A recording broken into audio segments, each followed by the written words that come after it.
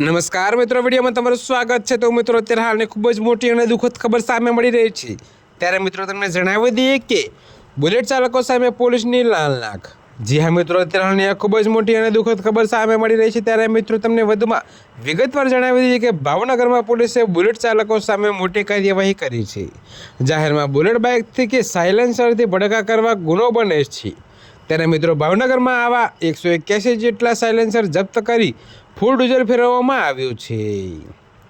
તો મિત્રો અત્યારે હાલની આ ખૂબ જ મોટી ખબર સામે મળી રહી છે। ત્યારે મિત્રો તમને વધુમાં એ પણ જણાવી દઈએ કે ચાલકોને દંડ પણ ફટકાર્યો છે।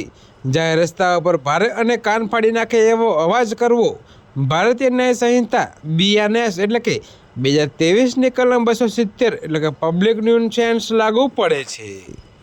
જી હા મિત્રો, અત્યારે હાલ માટે આટલું જ। મળીશું ને અપડેટ સાથે। અને જો તમને મારા વિડીયો પસંદ આવતા હોય તો વિડીયોને લાઇક, કોમેન્ટ, શેર અને અમારી ચેનલને સબસ્ક્રાઈબ કરવાનું ભૂલતા નહીં મિત્રો।